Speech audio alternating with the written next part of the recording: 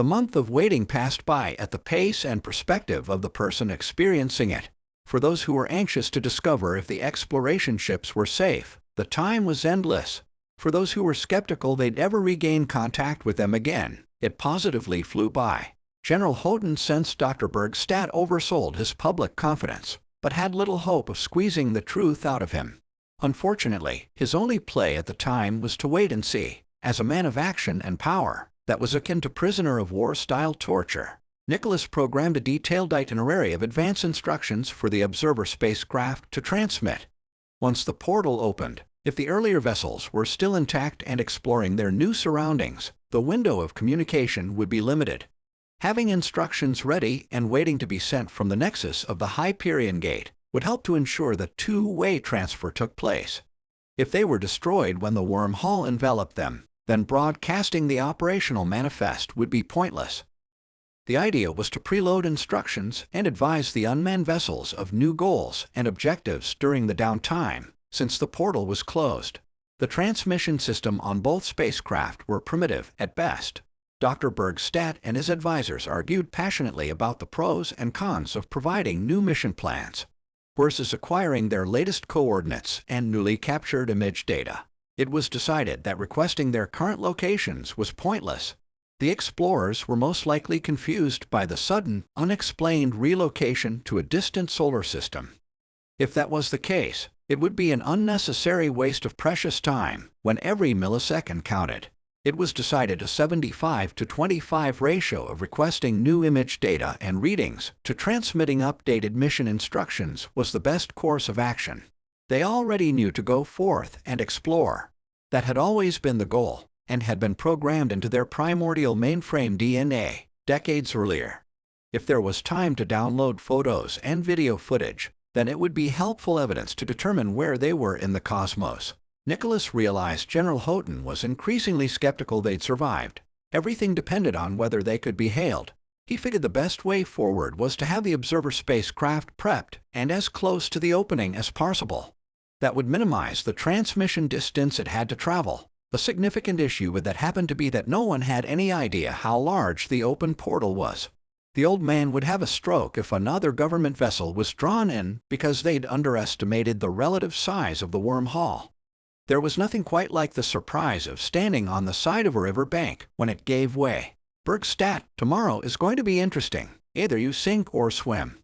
The old man sneered. It was highly unprofessional to dress down an underling during a staff meeting, but he had taken the kid gloves off. "I'm insulated either way, but the president is anxious to receive confirmation those two expensive missions aren't over and done with, because you deliberately sent them careening into a bottomless pit. If they are still alive and well, then you've bought yourself a powerful ally. He'll green light any project you dream up, but if those missing ships are space junk now, then you won't be able to get a financial grant to study. I get it. My name will be Mid, but here's the thing. Confirmation either way could take days, or even months. The communication window itself will only be open for 3.14 hours once it reappears. However far they have traveled away from the wormhole since they entered is a significant factor. How much time it takes for our messages to reach them will also be a while. Whether we successfully receive the transmission back from them before the vortex closes again is yet another. Our two spacecraft could be fully operational and furthering their mission objectives, but not able to respond to us in time. Or they could be space junk debris on the other side of the universe, as you so eloquently put it. I see.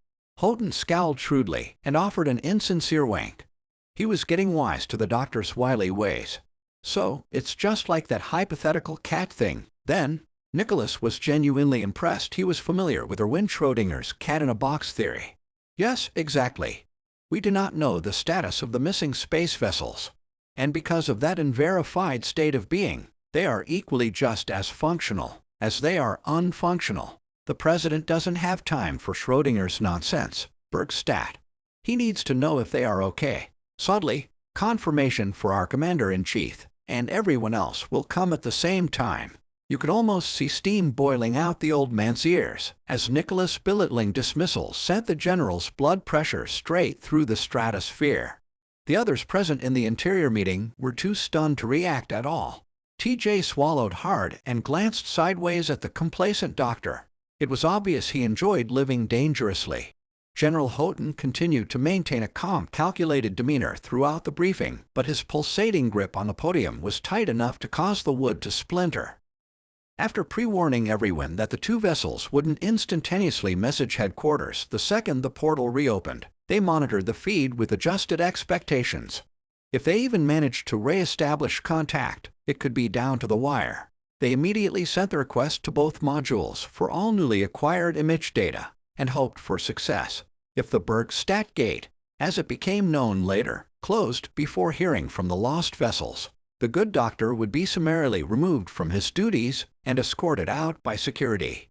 The entire program and his reputation hinged upon getting verifiable feedback in those 3.14 hours. Near the 3-hour mark, the monitor started receiving incoming data from one of the rogue units. The lead technician paged Nicholas about the exciting confirmation. Audible cheers echoed throughout the complex as word spread of the great news. Dr. Berg-Stat was a fantastic poker player, but the sweat on his brow betrayed his obvious state of worry. The general noticed that tell and grinned. He stood back and watched with vicarious interest as Nicholas and his support staff reviewed the information as it came in. Their collective worry was the huge download wouldn't have time to complete. With only 8 minutes left, all data from Cassini-4 completed. As if the unbelievable suspense wasn't enough, then confirmation started arriving from Deep Space 2. The entire room erupted in uproarious applause and backpats for Nicholas. As feared, the second transmission was interrupted by the wormhole closure, but enough material came through for the team to verify and analyze it. Dr. Berg-Stat glared directly at General Houghton from across the room. The old man wouldn't make eye contact, but the message was clear enough. This chess match went to Nicholas. Switching gears on a dime, he picked up the phone to inform the president of the good news. But the doctor stopped him. "Wait just a second there, Houghton. Before you call the White House, there are some things which absolutely need to happen, and you'd better be damn clear about them.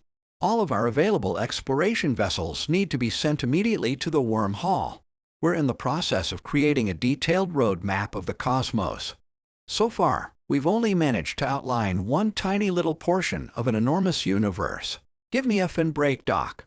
You were just as surprised as the rest of us when those confirmations drifted in a little while ago. I saw the beads of sweat running down your forehead like a waterfall. You weren't sure about any of this, so you're in no position to be making any requests of me. And certainly not the president. Requests? No, I'm not requesting anything. That ship has sailed, sir. Now I'm demanding. I'm in charge of this program. And if I experience any more friction from you whatsoever, I'll make sure you are retired and put out to pasture. You still have your uses in dealing with the soulless bureaucracy, but I could easily find someone else who doesn't undermine my authority at every turn. Now, with all of that in mind, do we have an understanding, General?" The old man went through the 5 painful stages of grief and eventual acceptance in record-breaking time. As Nicholas read him the riot act, he grimaced, drew in his breath, and quietly nodded in affirmative. "Good. Now, put the president on speaker. I want to explain my course of action directly to him, but it will be good for everyone present to hear. That way we'll all be on the same page." The old man slowly pulled out his phone and dialed the chief of staff to facilitate the requested meeting. "Mr. President, this is Nicholas Berg-Stat on the line. I'm with General Houghton. My dedicated colleagues and I have been monitoring the status of the Hyperion reflection and the opening of the wormhole. The new data we just received shows that Cassini-4 has survived and is within the Boötes constellation. It's the giant, bright red star Arcturus, which we see twinkling 37 light-years away in the northern hemisphere.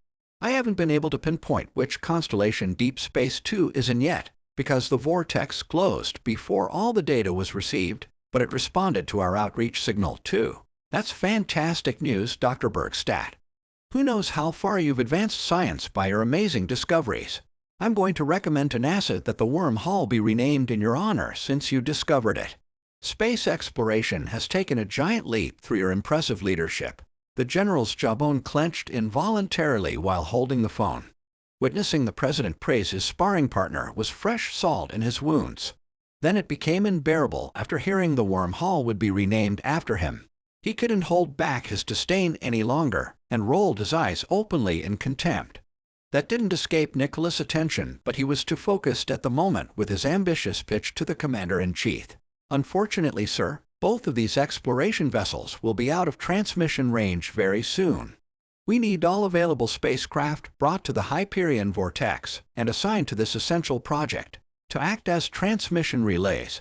One will need to be programmed to remain close to the wormhole on the respective side where our vessels are exploring, to transmit information back to this side of the wormhole.